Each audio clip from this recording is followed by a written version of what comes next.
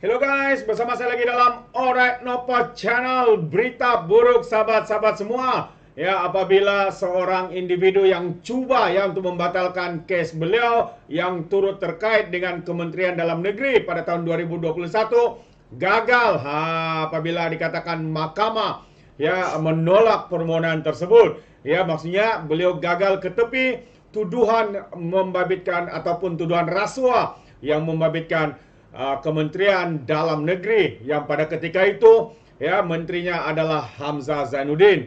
Dan satu lagi yang menarik untuk saya kongsikan dengan kita adalah BN keluar kerajaan, kata pemuda PAS. Wow, dengan sombong, dengan angkuh. Ketua pemuda PAS ini berkata sebegitu rupa. Apakah yang dimaksudkannya?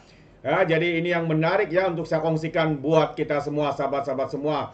Yang pertama, ahli perniagaan gagal ke tepi. Tuduhan rasuah berkait dengan projek KDN Kementerian Dalam Negeri yang semasa itu adalah menterinya adalah Perikatan Nasional, yaitu Hamzah Zainuddin tahun 2021. Jadi mari kita ikuti kenyataan mahkamah ini, sahabat semua.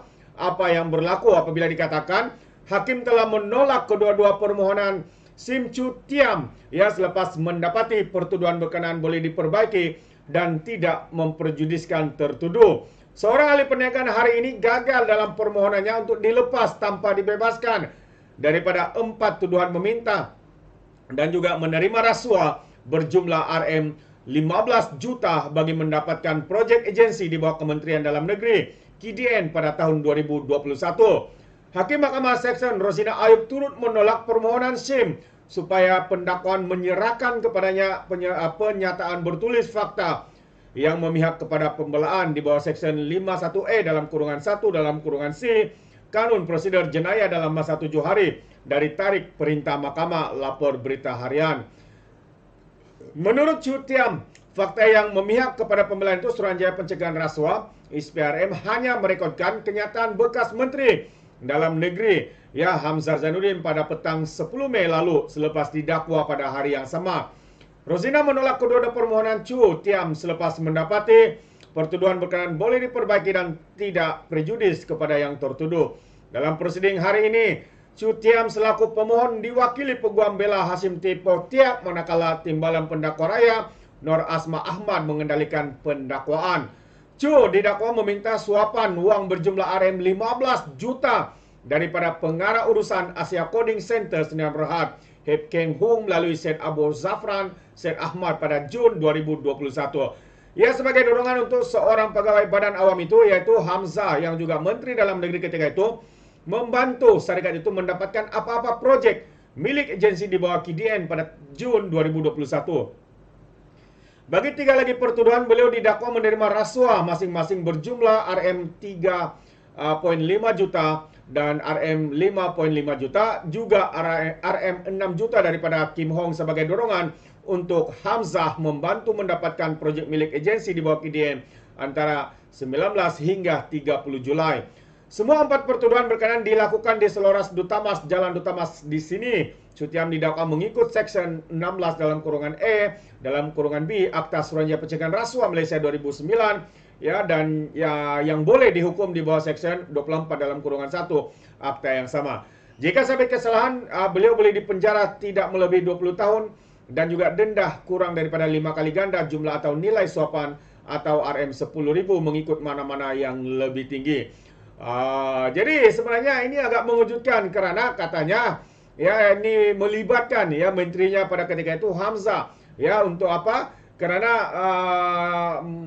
Karena untuk mendapatkan projek daripada kementerian ini, jadi mereka sanggup merasuah jumlah wang keseluruhannya sebanyak 15 juta. Tapi akhirnya hari ini mahkamah menolak permohonannya, permohonan daripada SIM ini untuk beliau dilepaskan tanpa dibebaskan, sahabat-sahabat semua. Itu dia.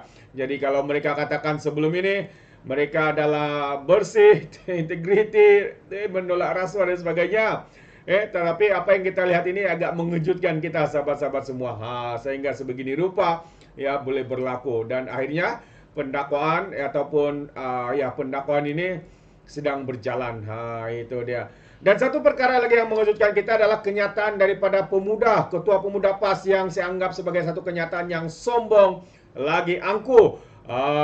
Ini kerana beberapa hari lalu seorang pemimpin UMNO mengatakan penyokong-penyokong perikatan ataupun PN itu PAS keluar daripada Perikatan Nasional. Hari ini Ketua Pemuda PAS ini cuba memberi jawapan balas kepada kenyataan daripada Puak Zarkas itu. Katanya PAS tak layan cadangan tinggalkan PN, minta Barisan Nasional pula keluar kerajaan.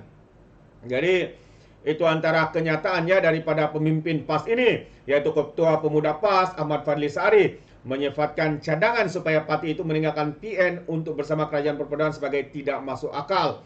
Sehubungan itu, Fadli yang juga Ketua Pemuda PN berkata gesan ahli majlis kerja tertinggi UMNO Puak Zarkas tidak harus dilayan. Beliau sebaliknya mencadangkan pula untuk Barisan Nasional BN keluar daripada Kerajaan Perpaduan pimpinan Datuk Seri Anwar Ibrahim jika ingin memperkasa Islam. Alasan digunakan Puak supaya PAS keluar PN katanya. Jadi kata Ketua Pemuda PAS ini, saya nasihat supaya Puak sentiasa berfikiran rasional dan tak melontarkan pandangan seberangan macam ini, katanya kepada FMT.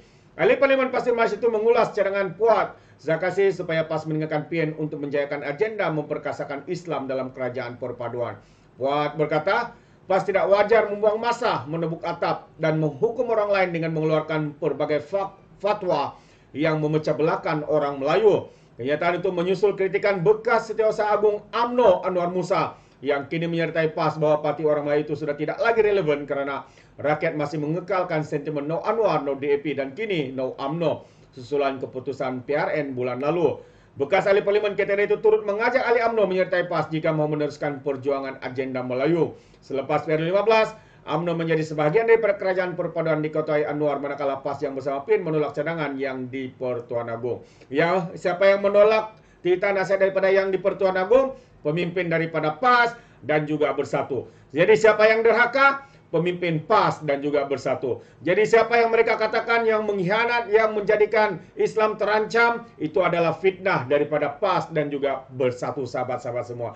Kenapa mereka melakukan atau melontarkan fitnah sebegini sedangkan mereka sendiri memilih untuk menderhaka, untuk tidak mengikuti nasihat daripada titah daripada yang di Pertuan Agong, sahabat-sahabat semua, supaya kerajaan dibentuk dengan membentuk satu kerajaan perpaduan.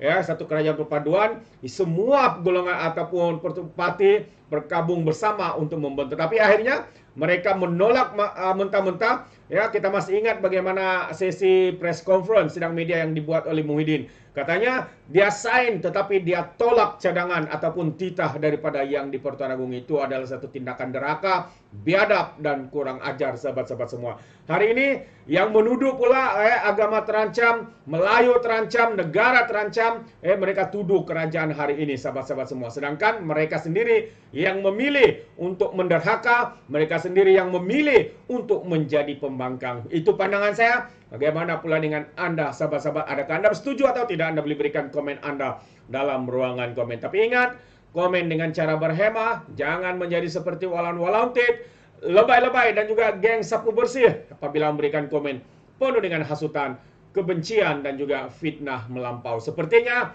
mereka tidak punya otak, mungkin karena otak mereka tertinggal di dasar Laut Cina Selatan. Jadi terima kasih, sampai di sini saja. Izinkan saya untuk mengundurkan diri dan seperti biasa, peribahasa mengatakan, tak apapun kangkap, dua tahun keinginan. Dalam bahasa Melayunya, tepuk dadah, tanya selera. Sekian saja daripada Orang Dapat Channel. Saya kita berjumpa lagi. Bye-bye.